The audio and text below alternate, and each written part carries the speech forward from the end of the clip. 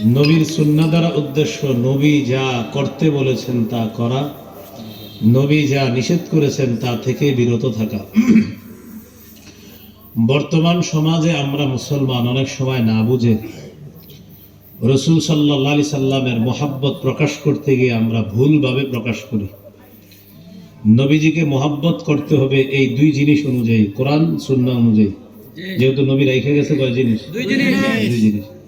তাহলে নবীকে ভালোবাসতে হবে কোরআন হাদিস অনুযায়ী। এক সাহাবী রাসূল সাল্লাল্লাহু আলাইহি সাল্লামের খেদমত করছে, ওযুর পানি আইনা দিছে। নবীজি তাকে বললেন, সাল, তুমি আমার কাছে কিছু চাও, আমি তোমাকে হাদিয়া দিব, চাও। সাহাবী বুদ্ধি করে বললেন, ইন্নী আসআলুকা মুরাফাকাতাকা ফিল জান্নাতি ইয়া রাসূলুল্লাহ। ওগো আল্লাহর রাসূল সাল্লাল্লাহু আলাইহি ওয়াসাল্লাম, আমি জান্নাতে আপনার সাথী হতে চাই। সুবহানাল্লাহ। فقال رسول الله صلى الله عليه وسلم أو غير ذلك। নবীজি বললেন, তুমি কি এটা ছাড়া অন্য কিছু চাও না? সাহাবী বললেন, না, আমি এটা ছাড়া অন্য কিছু চাই না, আমি জান্নাতে আপনার সাথী হতে চাই। সুবহানাল্লাহ। সাহাবীকে আল্লাহ রাসূল যে কথাটা বললেন, এই কথাটা আমাদের জন্য অনুসরণীয়। নবী বললেন, যদি জান্নাতে আমার সাথী হতে চাও, একটা ইবাদত বাড়ায় দাও। আইনি আলা নাফসিকা বিকাসরাতিস সুজুদ। বেশি বেশি সিজদা করবা। হাদিস দ্বারা আল্লাহ রাসূলের উদ্দেশ্য, যত বেশি নামাজ পড়বা, যত বেশি রুকু করবা, সিজদা করবা, তত বেশি জান্নাতে আমার কাছাকাছি থাকতে পারবা। সুবহানাল্লাহ। কি শিখলাম? নামাজ যত পড়বেন তত নবীর কাছে থাকবেন। আমাদের সমাজে এমন লোক পাবেন, এই গ্রামেও পাবেন, বলবে নামাজ রোজা না করলেও নবীর প্রেম আছে ভিতরে। অথচ আল্লাহ রাসূল বললেন, যত নামাজ পড়বা জান্নাতে আমার তত কাছে থাকবা। তো কথা কাটটা সত্য, নবীরটা। তাহলে একটা অনুসরণীয় দিক পাইলাম আমরা। নবীর সাথে জান্নাতে থাকতে হইলে নামাজ বাড়াইতে হবে। আল্লাহ পাক রব্বুল আলামিন সূরা আলী ইমরানের মধ্যে বলেন, কুল ইন কুনতুম তুহিব্বুনাল্লাহ ফাত্তাবিউনি ইউহিব্বুকুমুল্লাহ। নবী, আপনি বলেন, যদি তোমরা আল্লাহকে ভালোবাসতে চাও, এখানে আমরা যারা আছি সবাই আল্লাহকে ভালোবাসতে চাই। নবী, আপনি আপনার উম্মতকে জানায় দেন, ফাত্তাবিউনি, যদি আল্লাহকে ভালোবাসতে চাও, আমি নবীর অনুসরণ করবা। আমি নবীর অনুসরণ যদি তোমরা করো, ইউহিব্বুকুমুল্লাহ, আল্লাহ তোমাদেরকে ভালোবাসবেন। আল্লাহ শিখিয়ে দিলেন, আমাকে ভালোবাসতে চাও, জি আল্লাহ আপনাকে ভালোবাসি আমরা, তাহলে আমার নবীর অনুসরণ করো। আমার নবীর অনুসরণ করলেই আমি আল্লাহ তোমাদেরকে ভালোবাসি। এখন আসেন আবার আগের কথা, নবীর অনুসরণ কি? নবী বলছে দুই জিনিস রেখে গেলাম, এক নাম্বার কোরআন, দুই নাম্বার সুন্নাহ। এই দুই জিনিসের অনুসরণ মানে আমি নবীর অনুসরণ। এক নাম্বার কোরআনের অনুসরণ মানে আল্লাহ নবীর অনুসরণ। কেন? আল্লাহ নবীর স্ত্রী আয়েশা সিদ্দিকা রাদিয়াল্লাহু তাআলা আনহা, আম্মা জানকে জিজ্ঞাসা করা হলো, কাইফা কানা খুলুকু রাসূলিল্লাহি সাল্লাল্লাহু আলাইহি ওয়াসাল্লাম। আম্মা জান, আল্লাহ নবীর চরিত্র সম্পর্কে আপনার কাছে জানতে চাই। আম্মা জান বললেন, কানা খুলুকুহু আল কুরআন। আল্লাহ নবীর পুরা চরিত্রটাই হলো আল কুরআন। নবীর পুরা চরিত্র কোরআন। কোরআন দ্বারা উদ্দেশ্য, কোরআনের যা নিষেধ এটাই নবীর চরিত্র, কোরআনের যা আদেশ এটাই নবীর চরিত্র। আল্লাহ যা করতে বলছে এটাই নবীর চরিত্র, যা থেকে নিষেধ করছে আমার নবী 100 এটা থেকে বাঁচতেন। আর আল্লাহ যা করতে বলছে এটা আল্লাহ রাসূল 100% করতেন। তাহলে আল্লাহর কথা মানা আর আল্লাহর নিষেধাজ্ঞা থেকে বাঁচা, এটার উদাহরণ ছিলেন শ্রেষ্ঠ আমার নবী। তাহলে নবীর দুইটা জিনিস রাখছে, এক নাম্বার কোরআন। আম্মা জান বললেন, নবীর পুরো চরিত্রটাই আল কোরআন। কোরআন পড়বা, পুরো কোরআনটাই মনে করবা আমার নবীর চরিত্র। সুবহানাল্লাহ। তো এবার দেখি একটু কোরআনে কি আছে। ঠিক আছে তো?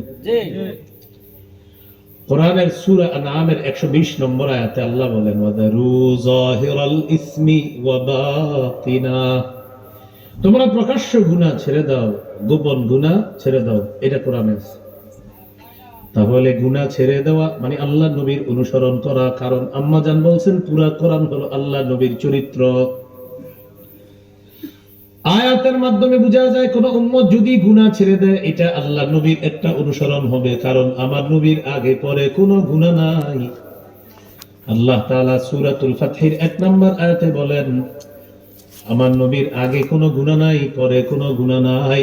যদি থাকতো আল্লাহ অগ্রিম সব মাফ করে দিবেন। সুবহানাল্লাহ। কোনো গুনাহ নাই নবীর। তাহলে কোরআন মানা মানে আল্লাহ রাসূলের অনুসরণ করা, কোরআন মানা মানেও নবীর অনুসরণ করা। তাহলে কোরআনটা পুরোপুরি ভাবে মানতে হবে, ঠিক না? সবাই বলেন কোরআন পুরোপুরি মানা মানেও কাকে অনুসরণ করা? নবীজিকে অনুসরণ। কারণ নবী কয়টা জিনিস রেখে গেছে? দুইটা। এই দুইটা ধরে রাখলে আমরা পথভ্রষ্ট হব না। এর মধ্যে 1 নাম্বার কোরআন। এই তো কোরআনের একটা হুকুম জানলাম যে গুনাহ করা যাবে না। এবার চলেন কোরআনের কিছু নিষেধাজ্ঞা জানি। 7 পারা 2 নম্বর পৃষ্ঠা সূরা মাইদার 90-91 নম্বর আয়াতে আল্লাহ বলেন ইয়া আইয়ুহাল্লাযীনা আমানু ইন্নামাল খামরু ওয়াল মাইসিরু ওয়াল আনসাব ওয়াল আজলামু রিজসুম মিন আমালিশ শাইতান। আল্লাহ তাআলা বলেন হে ঈমানদার, নিশ্চয়ই মদ, জুয়া, ভাগ্য নির্ণায়ক স্বর, মুসলমানের জন্য দেব দেবী, আল্লাহ বলেন রিজসুন, এগুলা হলো নাপাক, ফাজতানিবুহু, আল্লাহ বলেন এই নাপাক থেকে তোমরা বাঁচো। আয়াতে আল্লাহ পাক রব্বুল আলামিন 4টি বর্জনীয় পাপের কথা বললেন। 1 নম্বর মদ। মদ দ্বারা যত মাদক দ্রব্য আছে সব নিষিদ্ধ। মদ দ্বারা যত মাদক দ্রব্য আছে সব নিষিদ্ধ। ইয়াবা, বাবা, গাঁজা, হিরোইন, ফেন্সিডিল, আফিম, কানাডা ড্রাই, মাস্তুদ, শ্যাম্পেন, ডাই ইত্যাদি ভ্যান গাড়ির চিপা চুপা ট্রাকের পিছনে, চাই স্টলের পিছনে দাঁড়ায়া দাঁড়ায়া কাগজের নোটের মধ্যে এইভাবে পেঁচায় পেঁচায় আমদানি রপ্তানি করা মাদক দ্রব্য সব নিষিদ্ধ। এই মাদক থেকে বাঁচা মানেও আমার নবীর অনুসরণ করা। এখন আপনি এমনও লোক পাইবেন যে গাঞ্জা টানে, এই ব্যক্তিকে বলবেন ভাই আল্লাহ রাসূলের মহব্বত থাকলে আপনি এটা করতে পারেন না, বলবে মিয়া গাঞ্জা টানলে কি নবীর মহব্বত নাই? আপনি বুঝাবেন। একজন লোক নাচানাচি করবে দেখবেন, আপনি বলবেন ভাই এভাবে নাচানাচি করা ঠিক না, আবার বাজনা বাজানো, ঢোল তবলা বাজানো এগুলা অন্যায়, নবীর মহব্বত থাকলে এগুলো আপনি করতে পারেন না। ও বলবে ঢোল তবলা বাজাইলে কি নবীর মহব্বত থাকে না? আপনার বুঝাবেন। সহিহ বুখারীর 5590 নম্বর হাদিস, قال رسول الله صلى الله عليه وسلم, নবীজি বলেন না কুনান্না মিন উম্মতি আকওয়াম ইস্তাহিল্লুনা আল হিররা ওয়াল হারিরা ওয়াল খামরা ওয়াল মাআজিফ। নবীজি বলেন আমার উম্মতের মধ্যে এমন একদল মানুষের আবির্ভাব ঘটবে যে মানুষগুলা জিনাকে হালাল মনে করবে। বলেন নাউযুবিল্লাহ। যে মানুষগুলা রেশমের পোশাক পুরুষের জন্য হালাল মনে করবে, যে মানুষগুলা মদ হালাল মনে করবে, যে মানুষগুলা ঢোল তবলা হালাল মনে করবে। বলি নাউযুবিল্লাহ। আমাদের দেশে অসংখ্য এমন মানুষ পাবেন যে ব্যক্তি নিজের বলে আমি আল্লাহ নবীর আশিক, এই লোকটাও ঢোল তবলা বাজায়, গান বাদ্য বাজায়।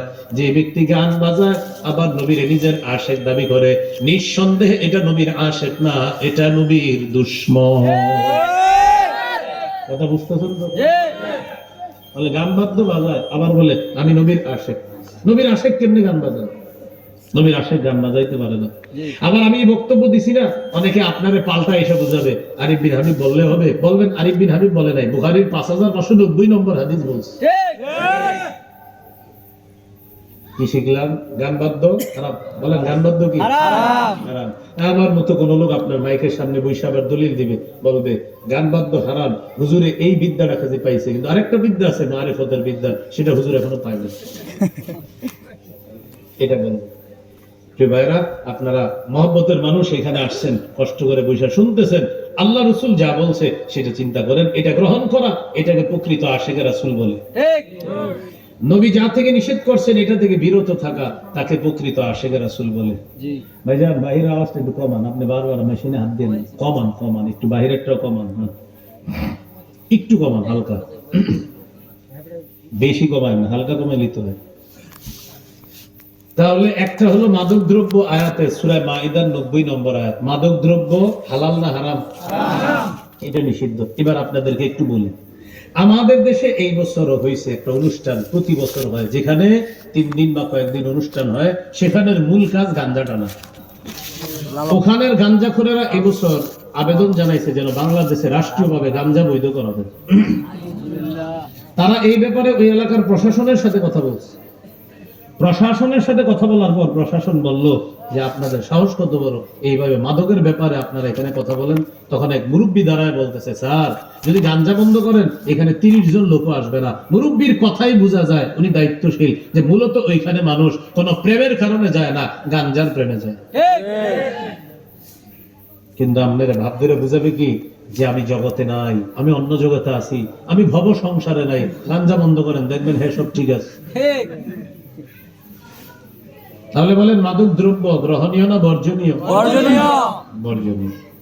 ওয়াল মাইসির, জুয়া। কোন ব্যক্তি যদি দাবি করে আমি আল্লাহ রাসূলকে মহব্বত করি, ওই ব্যক্তি জুয়া খেলতে পারে না, জুয়া তার জন্য হারাম। জুয়া দ্বারা উদ্দেশ্য ভালো করে মনে রাখবেন।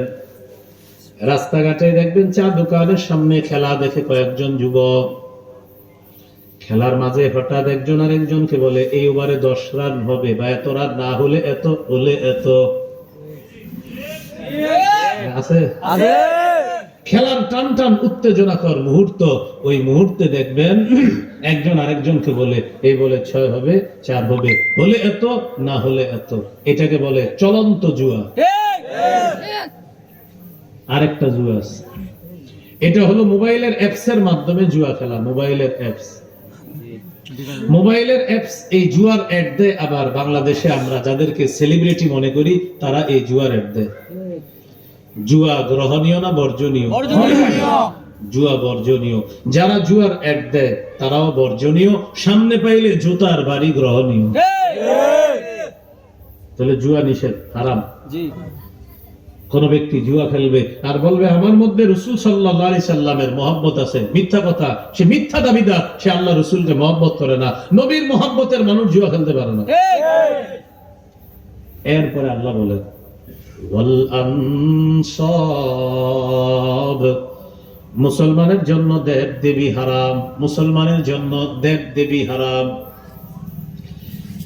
মুসলমানের জন্য কোন শিরিকের অনুষ্ঠানে যাওয়া হারাম। মুসলমানের জন্য কোন শিরিকের পক্ষে অবস্থান নেওয়া হারাম। মুসলমানের জন্য কোন শিরিকের পক্ষে কথা বলা হারাম। মুসলমানের জন্য কোন শিরিকের কাজে যাওয়া হারাম। সহিহ বুখারীর 4920 নম্বর হাদিসের বর্ণনা। এই পৃথিবীতে 5 জন বড় বড় আল্লাহর ওলি ছিল। একজনের নাম মদ্দুন, আরেকজনের নাম সুয়াউন, আরেকজনের নাম ইয়াগুস, আরেকজনের নাম ইয়াউক, আরেকজনের নাম নাসরুন। এই 5 জন আল্লাহর ওলি। আমি আবার বলছি, পৃথিবীতে 5 জন আল্লাহর ওলি ছিল। একজনের নাম মদ্দুন, আরেকজনের নাম সুয়া, আরেকজনের নাম ইয়াগুস, আরেকজনের নাম ইয়াউক, আরেকজনের নাম নাসরুন। 5 আল্লাহর ওলি দুনিয়াতে যখন ছিল, তার অনুসারীরা আল্লাহর ওলিদেরকে দেখা ইবাদত বন্দেগীতে মজা পাইতো। এটা স্বাভাবিক বিষয়। কোন আল্লাহর ওলি যদি এই এলাকায় আসে, তাকে দেখলে আমাদের ভালো লাগে। আল্লাহর ওলি তাকে বলে ইজা যুকির আল্লাহ, যারা দেখলে আল্লাহর কথা মনে হয় তাকে আল্লাহর ওলি বলে। যাকে দেখলে কারে মনে হয়? আল্লাহর কথা স্মরণ হয় তাকে কি বলে? আল্লাহর ওলি বলে। এখন আল্লাহর ওলিরা ছিল দুনিয়াতে 5 জন আল্লাহর ওলি, ওয়াদ্দুন, সুয়াউন, ইয়াগুস, ইয়াউক, নাসরুন। এই 5 আল্লাহর ওলি মারা গেছে। আল্লাহর ওলিরা মারা যাওয়ার পর অনুসারীরা আর ইবাদতে মজা পায় না। ওই জামানায় ইবলিস মানুষের রূপ ধারণ করে মানুষের সামনে আসতে পারতো। ইবলিস তাদের সামনে আইসা বলে আমি অনেক দূর থেকে তোমাদের কাছে আসছি, তোমাদের মন কেন খারাপ? আল্লাহর ওলির অনুসারীরা জবাব দেয় আমাদের 5 জন আল্লাহর ওলি দুনিয়ার মধ্যে ছিল, এখন তারা দুনিয়ার মধ্যে নাই। এই কারণে ইবাদতে আর আগের মতো মজা পাই না। একজন ছিল আব্দুল, আরেকজনের নাম সুয়াউন, আরেকজনের নাম ইয়াগুস, আরেকজনের নাম ইয়াউক, আরেকজনের নাম নাসরুন। 29 পারা 12 নম্বর পৃষ্ঠা সূরা নূহের মধ্যেও এই 5টা নাম আছে পাবেন। সহিহ বুখারী 4920 নম্বর হাদিসেও এই 5টা নাম পাবেন। খুব ভালো করে বুঝেন, এখান থেকে আমরা জরুরি একটা বিষয় জানবো আজকে থেকে। যুবক ভাইয়েরা, আমাদের আগের বাপদাদারা যা করছে এটা যদি ভুল হয় এটা কইরেন না। আমি আজকে যে ঘটনাটা শোনাইতেছি এটা কোরআনের 29 পারার 12 নম্বর পৃষ্ঠা সূরা নূহের মধ্যে পাবেন। আর হাদিসের সহিহ বুখারীর 4920 নম্বর হাদিস। এখনই নিলাম, কারো পকেটে যদি কোরআন থাকে আপনি মিলাইতে পারেন। দেখেন হিস্টরি কি বলে। 5 আল্লাহর ওলি মারা গেছে, ইবলিস তাদের সামনে এসে ঘটনা কি মন খারাপ কেন? কওলিরা দুনিয়াতে নাই, আগের মতো ইবাদতে মজা পাই না। ইবলিস তাদেরকে একটা প্রস্তাব দেয়, 5 আল্লাহর ওলির 5টা আকৃতি যদি তোমাদের সামনে আনি আগের মতো ইবাদতে মজা পাবা কিনা? অনুসারীরা জবাব দেয়, এটা কিভাবে সম্ভব, আমাদের ওলিরা তো দুনিয়াতে নাই। ইবলিস তাদেরকে বুঝায়, 5 আল্লাহর ওলির 5টা আকৃতি তোমাদের সামনে আনতে পারলে হয় কিনা? জনগণের কথা শোনার পর ইবলিস 5 আল্লাহর ওলির 5টা আকৃতি বানাইছে। মনে রাখবেন, দুনিয়াতে এর আগে মূর্তি পূজা ছিল না। একজনকে দেখতে অদ্দুনের মতো, আরেকজন সুয়াউন, আরেকজনের আকৃতিটা ইয়াগুস, আরেকজনেরটা ইয়াউক, আরেকজনেরটা নাসরুনের মতো। 5টি আকৃতি জাতির সামনে এসে ইবলিস কয়, দেখো তো 5 জনকে কেমন দেখা যায়। জনগণ তাকায় দেখে এই আকৃতিটা অদ্দুন নামক আল্লাহর ওলির মতো, আরেকটা সুয়াউনের মতো, আরেকটা ইয়াগুস, আরেকটা ইয়াউক, আরেকটা নাসরুনের মতো। ইবলিস বলল, এক কাজ করো, আনসিবু ইলা মাজালিসিহিম আল্লাতী কানু ইয়াজলিসুনা আলাইহা আমসাবা। এক কাজ করো, এই 5 আল্লাহর ওলির 5টা আকৃতি তারা যেখানে বৈশা বৈশা ইবাদত করত সেখানে 5 জনের 5টা প্রতিমূর্তি তোমরা বসায় দাও। ওয়াদ্দুন নামক আল্লাহর ওলির বৈঠকখানায় তার আকৃতিটা বসায় দাও। সুয়াউন নামক আল্লাহর ওলির বৈঠকখানায় তার আকৃতিটা বসায় দাও। ইয়াগুস, ইয়াউক, নাসরুন তাদের প্রত্যেকের বৈঠকখানায় তাদের আকৃতি বসায় দাও। আপনারা আলোচনা এতটুকু শুনে থাকলে বলেন, আল্লাহর ওলিদের বৈঠকখানা এখন ওলিরা না তাদের মূর্তি? তখনও মানুষ আল্লাহর ইবাদত করে, মূর্তির পূজা করে না। হাত্তা ইদা হালাকা উলাইকা, ওই জেনারেশন যখন বিদায় নেয়, বিদায় নেওয়ার পর পরের জাতি তাদের কাছে আসছে। পরের জনগণ যখন দুনিয়াতে আসছে তারা ইবাদত করে, তবে ইবলিস তাদের কাছে আসছে। আসার পর কয়, কি ব্যাপার, তোমাদের বাপ দাদারা ইবাদত যত সুন্দর করে করতো তোমরা তো এমন করে করো না। দেখেন কি কয়, ইবলিসের কাছে মানুষগুলা জানতে চায় আমাদের বাপ দাদা কিভাবে ইবাদত করত। ইবলিস তাদেরকে বুঝায়, আমি দেখছি তোমাদের বাপ দাদারা এই 5 আল্লাহর ওলির মূর্তির সামনে সিজদা দেয়, তো আমরা কি করব? দাও সিজদা। এই প্রথম দুনিয়াতে মূর্তি পূজা শুরু হয়েছে। এবার আপনারা বুঝে থাকলে বলেন, মূর্তি পূজার সূচনা দুনিয়াতে কিভাবে হলো? ভালো মানুষের আবেগকে কেন্দ্র করে না খারাপ মানুষ? ভালো মানুষ। বলেন, কাদের আবেগকে কেন্দ্র করে? আবার দুনিয়াতে মূর্তি পূজা শুরু হইল কিভাবে? খারাপ মানুষের আবেগ কেন্দ্র করে না ভালো মানুষ? ভালো মানুষের। ঠিক বর্তমান জামানায় কবর পূজা যে হয় এটাও ভালো মানুষের কবরকে কেন্দ্র করে। কি পূজা? আপনাদের চুপ হয়ে গেলেন, কি পূজা? কবর পূজা।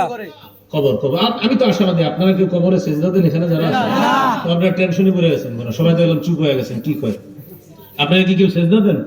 কেউ যদি দেন দাঁড়ান, আপনি শিরিক করতেছেন, সাবধান। সূরা জুমার 65 নম্বর আয়াত অনুযায়ী আপনার একটা ইবাদত কবুল হয় না। খোলেন কোরআন, মিলান। যদি কেউ কবরে সিজদা দেন তো আপনার আমল কবুল হচ্ছে না।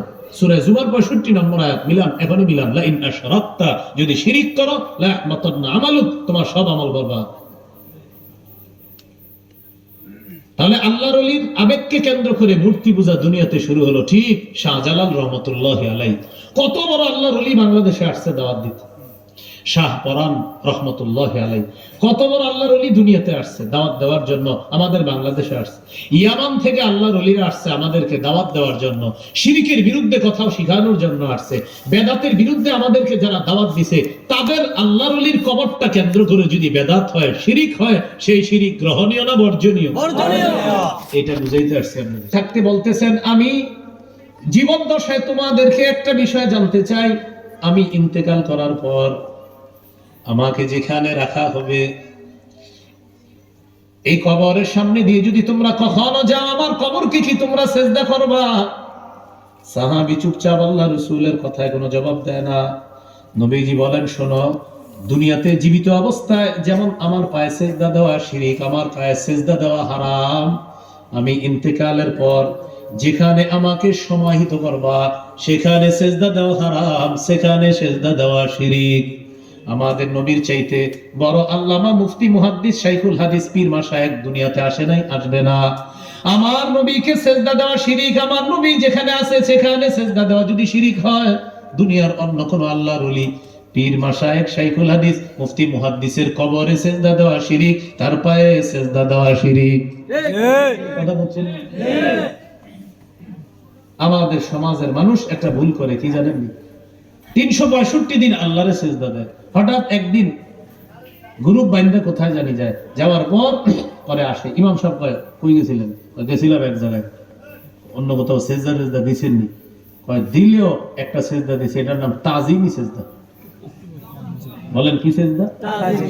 তাজিমি সেজদা অর্থ হলো সম্মান সূচক সেজদা। ইমাম সাহেব কয় এটা আবার কি সেজদা? কয় হুজুর, এই তো আপনি যে পড়াশোনাটা করছেন এটার নাম ইলমে শরীয়ত, আর আমি যে সেজদাটা দিছি এটার নাম ইলমে মারিফত। হুজুর মনে রাখবেন, শরীয়তের মধ্যে সেজদা আল্লাহরে দেয়, কিন্তু ইলমে মারিফতে একটা সেজদা আছে, এই সেজদাটা অন্য কোথাও দেওয়া যায় যেটা আপনারা জানেন না, এটা হুজুরে শিখাইতেছে। প্রিয় ভাইরা, আপনাদেরকে মহব্বতের সাথে বলছি, আল্লাহ ছাড়া অন্য কোথাও যদি সেজদা দেন শিরক, আপনার আমলনামা সব বরবাদ হয়ে যাবে। নবীজি স্পষ্ট নিষেধ করছে। ইন্তেকালের 5 দিন আগে আল্লাহ রাসূল সাল্লাল্লাহু আলাইহি সাল্লাম বলতেছেন, কি বলে দেখেন, قال رسول الله صلى الله عليه وسلم إني أبرأ إلى الله أن أتخذ منكم خليلا فإن الله تعالى اتخذني خليلا كما اتخذ إبراهيم خليلا। সহিহ মুসলিমের বর্ণনা, আল্লাহ নবী বলেন, ইন্তেকালের 5 দিন আগে আল্লাহ রাসূল বলতে চায়, নবীজি তার উম্মতকে ডাক দিয়ে বললেন, হে আমার উম্মত, শোনো, তোমরা এই দুনিয়ার মধ্যে কোন মানুষকে আমি নবী অন্তরঙ্গ বন্ধু হিসাবে গ্রহণ করি নাই। ভালো করে শুনুন, বলেন খলিল, বলেন খলিল অর্থ অন্তরঙ্গ বন্ধু। এবার শুনুন, নবীজি বলেন, এই দুনিয়ার মধ্যে কোন মানুষের মধ্যে আমি অন্তরঙ্গ বন্ধু গ্রহণ করি নাই। কেন? কেননা আল্লাহ তাআলা ইব্রাহিম নবীকে যেমন খলিল হিসাবে গ্রহণ করছেন, অন্তরঙ্গ বন্ধু হিসাবে, ইব্রাহিম নবীর মতো আমাকেও আল্লাহ তার খলিল হিসাবে গ্রহণ করেছেন। এই জন্য আজকে থেকে মনে রাখবেন, ইব্রাহিম নবী খলিলুল্লাহ, আমাদের নবী নবিয়ুল্লাহ, রাসূলুল্লাহ, খলিলুল্লাহ, হাবিবুল্লাহ, সুবহানাল্লাহ। আমাদের নবী নবী, আমাদের নবী রাসূল, আমাদের নবী হাবিব, আমাদের নবী খলিল, আমাদের নবী আল্লাহর নবী, আমাদের নবী আল্লাহর রাসূল, আমাদের নবী আল্লাহর হাবিব, আমাদের নবী আল্লাহর খলিল। সব গুণগুলো আল্লাহ আমার নবীকে দেন। সুবহানাল্লাহ। আজকে থেকে মনে রাখেন, আমরা শুধু জানি ইব্রাহিম নবী খলিলুল্লাহ, আজকে থেকে মাথা রাখবেন আমাদের নবীও খলিলুল্লাহ। ইন্তেকালের কয়দিন আগে বলছে? 5 দিন আগে বলছে, শোনো, আমারে কিন্তু আল্লাহ খলিল হিসাবে গ্রহণ করছে, যেমন ইব্রাহিম নবী আল্লাহর খলিল, আল্লাহ আমাকেও তার খলিল হিসাবে গ্রহণ করছে। আজকে থেকে আমরা জানলাম, ইব্রাহিম নবী খলিলুল্লাহ, আমাদের নবী নবিয়ুল্লাহ, রাসূলুল্লাহ, হাবিবুল্লাহ, খলিলুল্লাহ। সুবহানাল্লাহ। এরপরে রাসূলুল্লাহ সাল্লাল্লাহু আলাইহি সাল্লাম বলেন, শোনো তোমরা, আমি তোমাদেরকে কঠিনভাবে নিষেধ করে গেলাম, তোমাদের পূর্ববর্তী জাতি তারা তাদের নবী ওলিদের কবরকে সেজদার স্থান বানিয়েছে। কি বলে দেখেন, তোমাদের পূর্ববর্তী জাতি তারা তাদের নবীদের কবরকে সিজদার স্থান বানিয়েছে। আমি তোমাদেরকে নিষেধ করে গেলাম, সাবধান, তোমরা কোনো অলির কবরকে বা নবীর কবরকে সিজদার স্থান বানাবা না। বলেন তো ইন্তেকালের কয়দিন আগে আল্লাহ নবী কথাটা বলছেন? এবার আপনাদেরকে ইন্তেকালের দিনের একটা হাদিস শোনাই। মাত্র যেটা শোনাইলাম ইন্তেকালের কয়দিন আগে, এখন শোনাবো ইন্তেকালের দিনের হাদিস। সহিহ বুখারী 427, সহিহ বুখারী 435 নম্বর হাদিস। নবীজি ইন্তেকালের একটু আগে রাসূল সাল্লাল্লাহু আলাইহি সাল্লামের চেহারা মুবারকের উপর এইভাবে একটা কাপড় দিয়ে নবীজির চেহারা মুবারক এইভাবে ঢাকা। ইন্তেকাল যখন করবে এর একটু আগে নবীজি এইভাবে সাল্লাল্লাহু আলাইহি সাল্লাম তার চেহারা মুবারকের উপর থেকে কাপড়টা সরাইছে এইভাবে। সবাই অবাক, ঘরে যারা আছে। নবীজি বললেন, লানাতুল্লাহি আলাল ইয়াহুদি ওয়ান নাসারা। নবীজি বলেন, ইহুদিদের উপর আল্লাহর অভিশাপ, খ্রিস্টানদের উপর আল্লাহর অভিশাপ। মানে হঠাৎ এটা বলা শুরু করছে। ঘরের মধ্যে যারা আছে তারা অবাক হয়ে গেলেন, আল্লাহ নবী এই মুহূর্তে এই কথা কেন বলে? ইহুদিদের উপর আল্লাহর অভিশাপ, খ্রিস্টানদের উপর আল্লাহর অভিশাপ। এবার নবী বলেন, ইত্তাখাযু কুবুর আম্বিয়াইহিম ওয়া সালিহিহিম মাসাজিদা। ইহুদি খ্রিস্টানরা তাদের নবী ওলিদের কবরকে সিজদার স্থান বানিয়েছে, তাই ইহুদিদের উপর আল্লাহর অভিশাপ, খ্রিস্টানদের উপর আল্লাহর অভিশাপ। হাদিস দ্বারা আল্লাহ নবী বুঝা যায়, ও আমার উম্মত, আমি তোমাদের কাছ থেকে বিদায় নিচ্ছি, সাবধান। ইহুদিরা আর খ্রিস্টানরা যেমন নবীর কবরকে সিজদার স্থান বানিয়েছে, তোমরা তোমাদের নবীর কবরকে কখনো সিজদার স্থান বানাবা না। ইন্তেকালের কয়দিন আগে বলছিলেন? 5 দিন। আবার ইন্তেকালের কতক্ষণ আগে বলছে? সামান্য। এটা বলার পর হাত এইভাবে উপরের দিকে উঠাইছে, আঙ্গুল এইভাবে উঠাইছে। উঠানোর পর বললেন, আল্লাহুম্মা রফিকাল আলা, আল্লাহুম্মা রফিকাল আলা। এটা বলতে বলতে আম্মাজান বলেন, একটু পরে দেখি আস্তে হাতটা পড়ে গেছে। আমি চেক করে দেখলাম আল্লাহ রাসূল আমাদের ছেড়ে দুনিয়ার জগৎ থেকে বিদায় নিয়েছে। প্রিয় ভাইরা, আমি আপনাদেরকে যেটা বুঝাইতে চাই, ইন্তেকালের কয়দিন আগে কবর কেন্দ্রিক শিরিক নিষেধ করছে। আবার ইন্তেকালের কতক্ষণ আগে নিষেধ করছে? একটু আগে, সামান্য আগে বলছে, সাবধান, নবীদের কবর, ওলিদের কবরকে অতীত জামানার ইহুদি খ্রিস্টানরা সিজদার স্থান বানাইছে, তোমরা কিন্তু বানায় না। তাহলে কি শিখলাম? এখানে নবীর জীবনে অনুসরণীয় কি পাইলাম? আল্লাহ কোরআনের সূরা হাশরে বলছে, নবী যা দেয় এটা গ্রহণ করো, যা থেকে নিষেধ করে এটা থেকে বিরত থাকো। এখন আপনারা বলেন, শিরিক কি করতে বলছে না ছাড়তে বলছে? ছাড়তে বলছে। বলে আমরা বেঁচে থাকতে হবে এটা থেকে। এবার আসেন, 1 নাম্বার নবী নিষেধ করলেন, শিরিক করা নিষেধ। কবর কেন্দ্রিক আমাদের দেশে মেলা হইতে দেখছেন না আপনারা? আরে বলেন, দেখছেন না? মানে আমার কথা হলো, এটা যদি হাদিসে থাকে মেলা করবো আমরাও, কিন্তু যদি নিষেধ থাকে আপনারা করেন না। সামনে যারা আছেন বলেন, যদি নিষেধ থাকে মিলান। আবু দাউদ 2042 নম্বর হাদিস, এখনই মিলান। যাদের মোবাইলে হাদিসের অ্যাপস আছে মিলান। আবু দাউদের 2042 নম্বর হাদিসে কি বলতে দেখেন। قال رسول الله صلى الله عليه وسلم لا تتخذوا بيوتكم قبورا। নবীজি বলেন, তোমরা তোমাদের ঘরগুলাকে কবর বানাবা না। ঘরগুলাকে কবর বানানোর ব্যাখ্যা হলো, যে ঘরের মধ্যে জিকির হয় না, নামাজ হয় না, নফল নামাজ হয় না, সুন্নত নামাজ হয় না, এই ঘর কবরের মতো হয়ে যায়। যে ঘরের মধ্যে কোরআন তেলাওয়াত নাই, জিকির নাই, নামাজ নাই, নারীরা নামাজ পড়ে না, জিকির করে না, কোরআন তেলাওয়াত করে না, আল্লাহ নবী বলেন ওই ঘরগুলা কবরের মতো হয়ে যায়। এরপর নবী বলেন, ওয়ালা তাত্তাখিযু কবরি ঈদা। আমার কবরকে কেন্দ্র করে তোমরা মেলা বসাবা না। আমার কবরকে কেন্দ্র করে তোমরা মেলা বসাবা না। আমার কবরকে কেন্দ্র করে তোমরা মেলা বসাবা না। হাদিস কয় মেলা বসায় না, আর আমরা মেলা করি 1 দিন 2 দিন না, 12-13 দিন। কি ঠিক? খালি তো এখানে বলেন ঠিক, আমি তো জানি বয়ানের পরে বলবেন, হুজুর আপনি এটা কি বললেন? আলোচ্য বিষয় তো এটা দিছে, নবীর জীবনের অনুসরণীয় অনুকরণীয় দিকের আলোচনা করতে বলছে। তো আল্লাহ রাসূল বলছে, আল্লাহ নবীর ব্যাপারে বলছে, নবী যা দিবে এটা গ্রহণ করো, এটার নাম নবীর অনুসরণ। নবী যা নিষেধ করবে এটা থেকে বাঁচো, এটার নাম নবীর অনুসরণ। আর শুরুতে বলছেন, হুজুর আলোচ্য বিষয়ের উপর আলোচনা করেন, আমরা নিমু। তো নিবেন নি ইনশাআল্লাহ? তাহলে মেলা করা যাবে নাকি যাওয়া যাবে না? এখন বলে না মেলা করা যাবে না, যাওয়া যাবে না, তাহলে যায় না। ইনশাআল্লাহ বলেন ইনশাআল্লাহ। ইনশাআল্লাহ আল্লাহ আমাদের সকলকে কথা বুঝার তৌফিক দান করুন। আমিন। তাহলে এক নাম্বার গেল শিরিক করা নিষেধ। 7টি ধ্বংসাত্মক অপরাধ নবী নিষেধ করছে।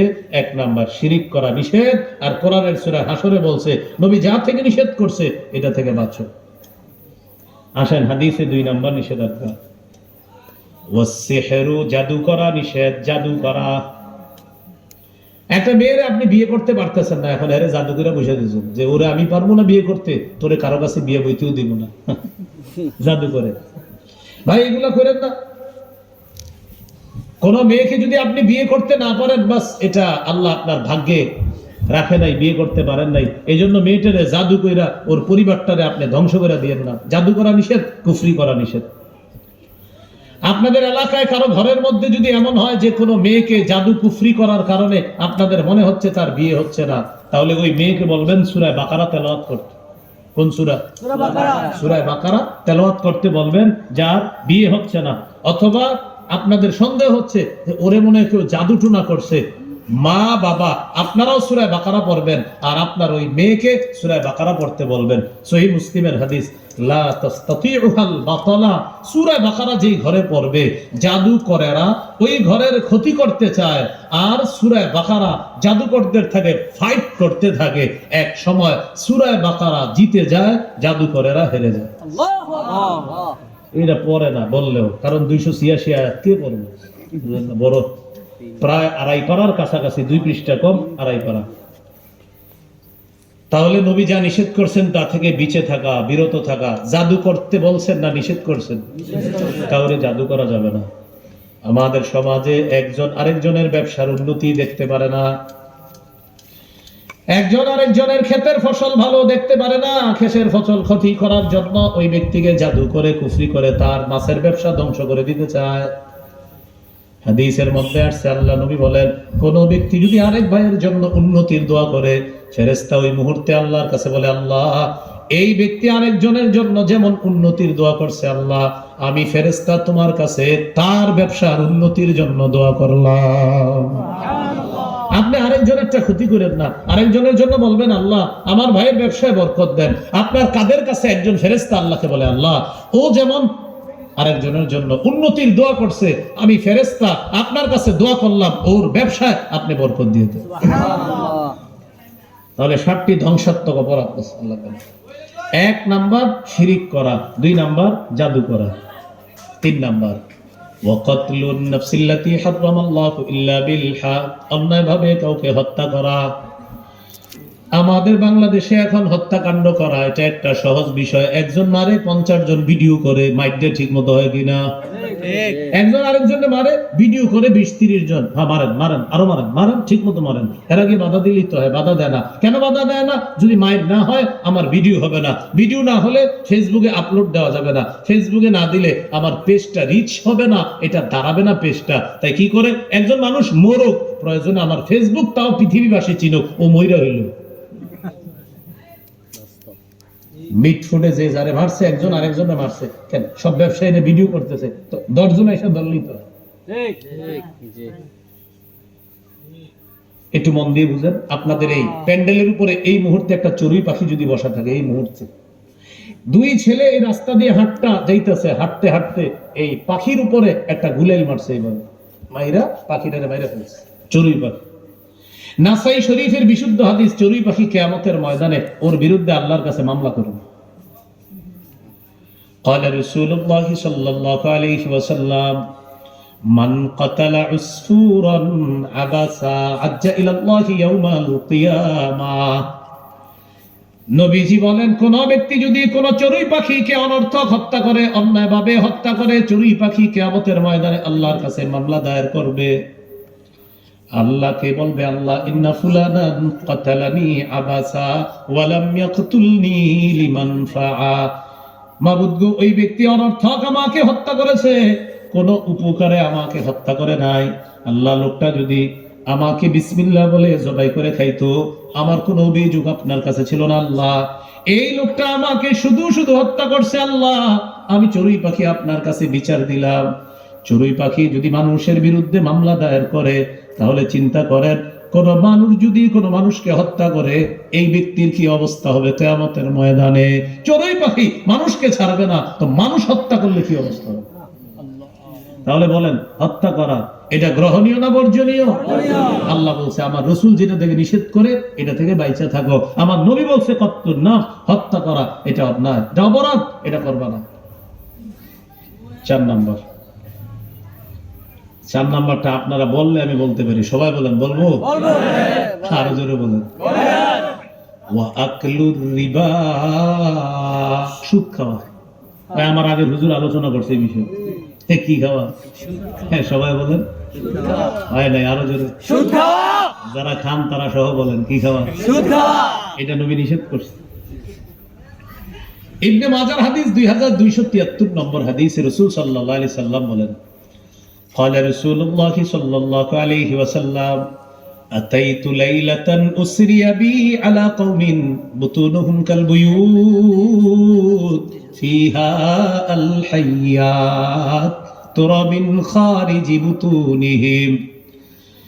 নবীজি বলেন, মেরাজের রাতে আমি গমন করলাম, একদল মানুষের পাশ দিয়ে গেলাম। এই মানুষগুলার দিকে তাকায় দেখলাম তাদের পেটগুলা বিশাল বড় বাড়ির মতো। পেটের বাহির থেকে দেখা যায় তাদের পেটের মধ্যে বিশাল বড় বড় সাপ দৌড়ায়, সাপ দৌড়ায়, সাপ। আমি প্রশ্ন করলাম, মানহা উলা ইয়া জিবরিল, জিবরিল এরা কারা? জিবরিল আমিন জবাব দেয়, হা উলাই আকালাতুর রিবা ইয়া রাসূলুল্লাহ, হুজুর এরা সুদখোরের দল। বলি নাউযুবিল্লাহ। সুদ খাওয়া গ্রহণীয় না বর্জনীয়? আল্লাহ বলছে, আমা নাহাকুম আনহু ফান্তাহু, আমার নবী যা থেকে নিষেধ করে এটা থেকে বাইচা যদি থাকো, এটা হবে নবীর প্রকৃত মহব্বত। 5 নাম্বার, ওয়া আকলু মালিল ইয়াতীম, এতিমের সম্পদ অন্যায়ভাবে আত্মসাৎ করা। বড় ভাই মারা গেছে, ছোট ভাইয়ের কয়েকটা ভাতিজা ভাতিজির দায়িত্ব তার কাঁধে চলে আসছে। বড় ভাই মারা গেছে, ভাতিজা ভাতিজির দায়িত্ব চাচার উপর আসছে। চাচা বাবার স্থলাভিষিক্ত, উনি এমন বাবাগিরি দেখাইতে গেছে, দেখাইতে গিয়ে কৌশলে বুদ্ধি খাটায় কলমের খোঁচায় কিছু জমিন চাচা নামক বাবা নিয়ে নিছে। কিছু জমিন কে নিয়ে নিছে? চাচা নামক বাবা। প্রিয় চাচা যারা আছেন, আপনি যে আপনার ভাতিজা ভাতিজির জমিনটা নিলেন, আত্মসাৎ করলেন, আপনি পেটে আগুন খাইলেন। আগুন বলেন সবাই, কি আগুন? আরো জোরে। আগুন। দলিল সূরা নিসার 10 নম্বর আয়াত 4 পারা 17 নম্বর পৃষ্ঠা। আল্লাহ বলেন, ইন্নাল্লাযীনা ইয়াকুলুনা আমওয়ালাল ইয়াতামা যুলমা ইন্নামা ইয়াকুলুনা ফি বুতুনিহিম নারা, যারা এতিমের সম্পদ অন্যায়ভাবে খায় তারা পেটের মধ্যে আগুন খায়। আল্লাহ বলেন, যারা এতিমের সম্পদ অন্যায়ভাবে আত্মসাৎ করে পেটের মধ্যে ঢুকায় তারা আগুন খায়। এতিমের সম্পদ খাওয়া মানে কি খাওয়া? আগুন। এবার তাহলে মুসলমানের জন্য দেব দেবী গ্রহণীয় না বর্জনীয়? বর্জনীয়। মুসলমানের জন্য কবরকে সিজদা করা গ্রহণীয় না বর্জনীয়? বর্জনীয়। মাশাআল্লাহ। আমরা আল্লাহর ওলির পক্ষে, আমরা আল্লাহর ওলির কবর জিয়ারতের পক্ষে। তবে আল্লাহর ওলির কবরকে যদি কেউ সিজদা দেয়, এটার বিরুদ্ধে আগেও ছিলাম, এখনো আছি। আমরা আল্লাহর ওলির পক্ষে, আমরা আল্লাহর ওলির কবরের জিয়ারতের পক্ষে, কোনো বিরুদ্ধে না। কিন্তু আল্লাহর ওলির কবরকে যদি কেউ সিজদা দেয়, আল্লাহর ওলির যদি কেউ গিয়ে বলে আমার ছেলে হয় না, ছেলে দাও, বাস শিরিক। দলিল এখন বলতে পারে, হুজুর সন্তান চাওয়া শিরিক, এটার দলিল আছে না? আছে। 25 পারা 7 নম্বর পৃষ্ঠা সূরা শুরা 49-50 নম্বর আয়াতে আল্লাহ বলেন, লিল্লাহি মুলকুস সামাওয়াতি ওয়াল আরদ, আসমান জমিনের রাজত্ব আল্লাহর। ইয়াখলুকু মা ইয়াশা, আল্লাহ যাকে ইচ্ছা তাকে কন্যা সন্তান দান করেন। বলেন তো, কন্যা দান করেন কে? আল্লাহ। ওয়া ইয়াহাবু লিমান ইয়াশাউয যুকুর, আল্লাহ যাকে ইচ্ছা তাকে ছেলে সন্তান দান করেন। আয়াতের মাধ্যমে আমরা বুঝতে পারলাম, ছেলে হোক মেয়ে হোক, আও ইউযাউযুহুম যুকরানা ওয়া ইনাসা, আল্লাহ চাইলে কাউকে ছেলে মেয়ে উভয়টা দান করেন। ওয়া ইয়াজআলু মান ইয়াশাউ আকীমা, আল্লাহ চাইলে কাউকে বন্ধা বানান। আয়াত আমাদেরকে শিখায় দেয়, শোনো তোমরা, ছেলে দেই আমি আল্লাহ, মেয়ে দেই আমি আল্লাহ, ছেলে মেয়ে উভয়টা আমি আল্লাহ দান করি। আবার কারো ছেলেও হবে না, মেয়েও হবে না। এই ক্ষমতা একচ্ছত্র একমাত্র কার?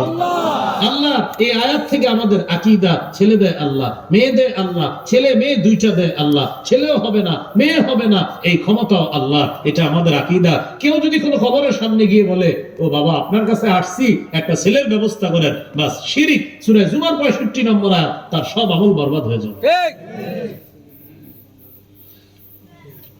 নবী কয় জিনিস রেখে গেছে? 2 জিনিস। 1 নাম্বার কোরআন। মাশাআল্লাহ, কোরআনের আদেশ আর নিষেধ আমরা শুনতেছি। সূরা মাইদার 90 নম্বর আয়াত। এই আয়াতে 4টি নিষেধাজ্ঞার কথা বলছে। 4 নাম্বার ওয়াল আজলাম, মুসলমানের জন্য ভাগ্য গণনায় বিশ্বাস করা এটা নিষেধ।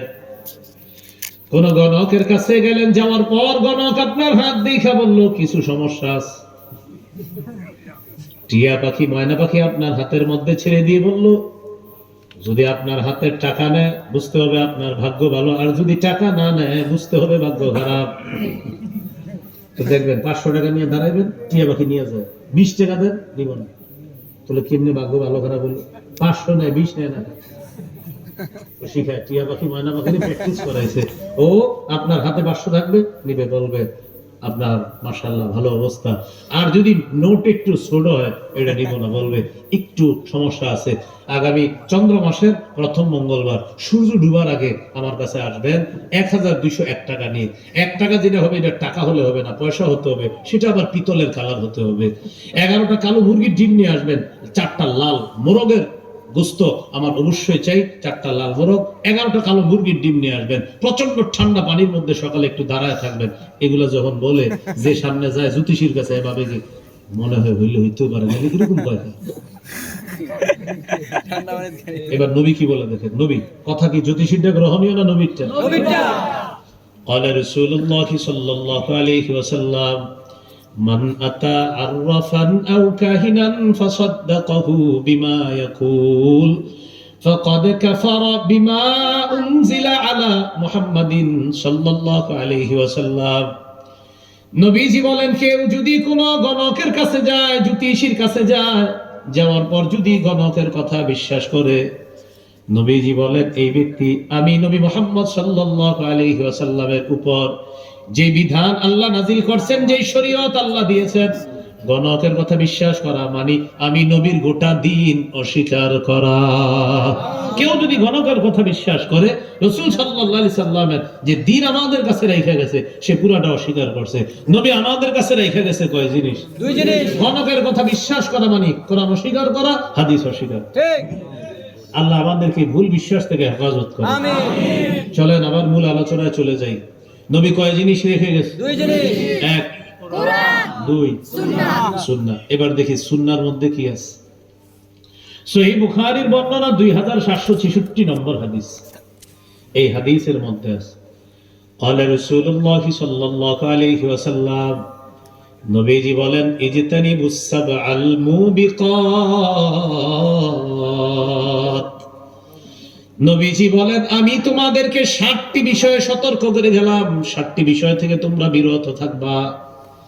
এমন 7টি অপরাধ আছে যে 7টি অপরাধ তোমাদেরকে ধ্বংস করে ছাড়বে। বলেন কয় অপরাধ আমাদেরকে ধ্বংস করে ছাড়বে? 4 অপরাধ। 7টি অপরাধ। সাহাবীরা বললেন ওমা কুন্না ইয়া রাসূলুল্লাহ, হুজুর এই 7টি অপরাধ কি আপনার কাছে জানতে চাই। নবীজি বললেন 1 নাম্বার আশ-শিরকু বিল্লাহ, আল্লাহর সাথে শিরিক করা। বলেন 7 অপরাধের প্রথম অপরাধ কার সাথে শিরিক করা? শিরিক করা। আল্লাহর সাথে যদি শিরিক করে তাহলে তোমার দুনিয়া ধ্বংস, আখিরাত ধ্বংস।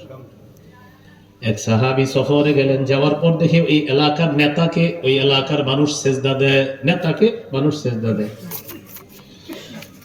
সাহাবী আল্লাহ রাসূলের কাছে আসলেন, আসার পর বললেন ইয়া রাসূলুল্লাহ, অমুক এলাকায় গেলাম, যাওয়ার পর দেখলাম ওয়াফাতুহুম ইয়াসজুদুনা লিমারজুবানিন লাহুম, ওই এলাকার মানুষ তাদের নেতাকে সেজদা দেয়। নবীজি বলেন তাই নাকি? তাহা এখন তুমি কি করতে চাও? সাহাবী বলেন হুজুর, মানুষ যদি তাদের নেতাকে সেজদা দিতে পারে তাহলে আমরা কেন আপনাকে সেজদা দিতে পারি না? নাউজুবিল্লাহ, নাউজুবিল্লাহ। কথা তো সত্য, যুক্তি ঠিক আছে। কারণ আমাদের নবীর চেয়ে শ্রেষ্ঠ নেতা দুনিয়াতে আসে নাই, আসবেও না। তো রাসূলুল্লাহ সাল্লাল্লাহু আলাইহি সাল্লাম বলেন, মন দিয়ে শোনো, আমি যেটা বলি মন দিয়ে শোনো। আরাআইতা লাউ মারারতা বিকবরি আকুনতা তাসজুদু লা, নবীজি দুনিয়াতে